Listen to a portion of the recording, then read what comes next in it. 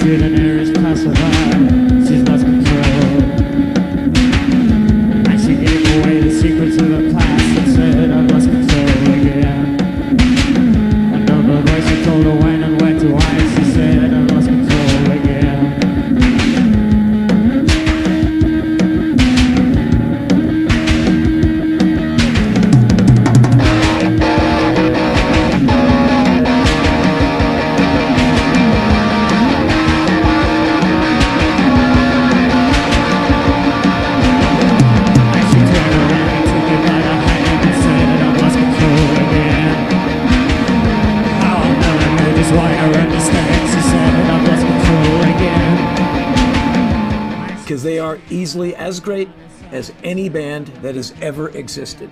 Joy Division was an English post-punk band from Salford that paved the way for rock and roll and other music genres for generations to come, with their innovative noise and authentic style. Guitarist Bernard Sumner and bassist Peter Hook started the band after going to a Sex Pistols concert in 1976. They got most of their inspiration from early punk, but instead of emphasizing anger and energy, they emphasized mood and expression. In order to find this tone, they needed a singer with a unique voice. When they found Ian Curtis, everything fell into place. She's lost control. She's lost control again. She's lost control. I don't know. I've always felt, like I've stayed away from Joy Division because I've heard a few of their songs and I know I would really like it, and just the mystique about it and the stories that I've heard about that band. I know that's the band to listen to of all of them, Joy Division's our group. We share similarities in the sense that they were a performance group. Their lead singer, Ian Curtis, the late Ian Curtis, had the knack of being able to express what we talked of early, being able to express what was inside of himself and bringing it out, which is, which drained him emotionally, as it should, as it should drain any singer if he believes in what he's saying. Oh, I was called out when the going gets tough. Things you've learned now no longer enough. Well, now it's a sound, so we need know to synchronize love to the beat of the show. And we could dance, dance, dance, dance, dance, dance to the radio. Dance, dance, dance, dance, dance to the radio. With his heart-wrenching baritone voice and ominous lyrics, Ian would infamously dance on stage, often reminiscent of a seizure, completely losing control of his body and facial expressions as he contorts and spasms to the raging guitar and the droning drum beat. What's ironic is that Ian was in fact epileptic and would actually have seizures on stage if his performances became too intense for his mind to handle.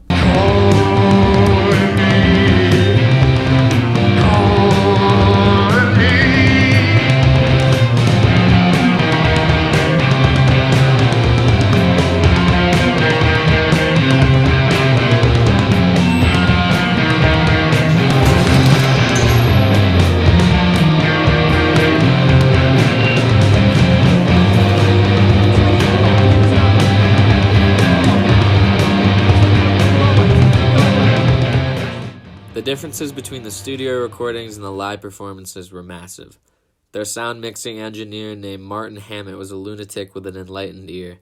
He would request the band to do take after take, but rather than explicitly saying what needed to happen, he would vaguely demand, "Do it again, but this time more cocktail party," or more yellow. One time he famously asked for another take, but slower but faster. He elevated their raw, intense power into a strange, machine-like, melancholic sound. we wanted it to sound like the Sex Pistols, the Clash, because that's what we loved. Power, the roar, It was a completely different, same songs, but a completely different feel. And if anything, I'd say that it was too mature for me. Whether you'd hear them on stage or on the radio, a band from the 1970s making this type of sound was absolutely unheard of, and is still quite difficult for some ears to process today. They are one of the most important groups of the last 4 or 5 years. We were in the studios with them when they recorded their single, which you probably know more than that, which is Love Will Tear Us Apart. And talking to Ian Curtis is a strange experience, or was a strange experience, because he's very warm to what we were doing. He talked, there was like two people inside of him.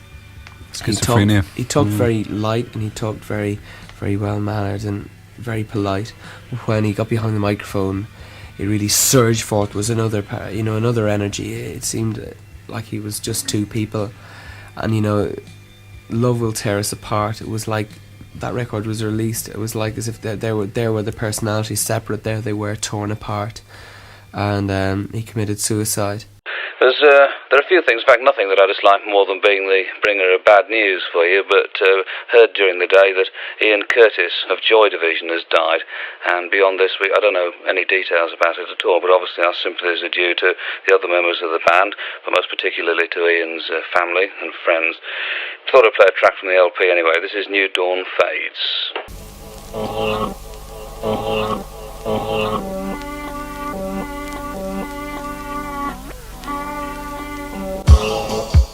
On the night before the band's first major tour, on May 18th, 1980, Ian Curtis took his own life at the age of 23, leaving behind a wife and a young daughter. Who knows what really went on that night? Who knows what really happened? He was on his own that night. He'd seen Debbie, and they'd had an argument, and then he spent most of the night on his own, and who knows what went through his head. He'd been having relationship troubles with his wife. His drinking and smoking habits had spiraled out of control. His epilepsy was worsening, and therefore his depression worsened as well. I'd been warned on a train to London 2 weeks earlier by Anique. I said, "What do you think of the new album?"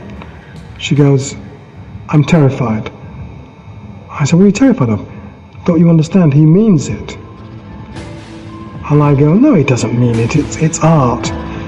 And guess what? He fucking meant it. Cry like a child, though these years make me older. With children, my time is so wastefully. The band had only released 2 albums before Ian passed. The other members didn't think it would be right to continue under the name of Joy Division without Ian, so they formed another band called New Order. And they're still making music together today. Joy Division was so influential that its unique sound went on to inspire not only rock legends, but modern-day rappers such as Tyler the Creator, Earl Sweatshirt, Danny Brown, and Vince Staples.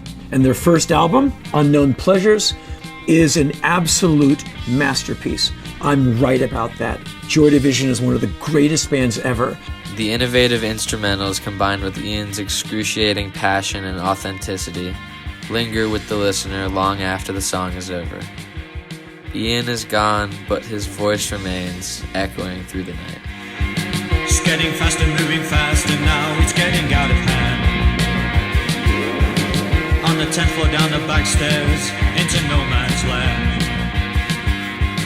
Lights are flashing, cars are crashing, getting frequent now.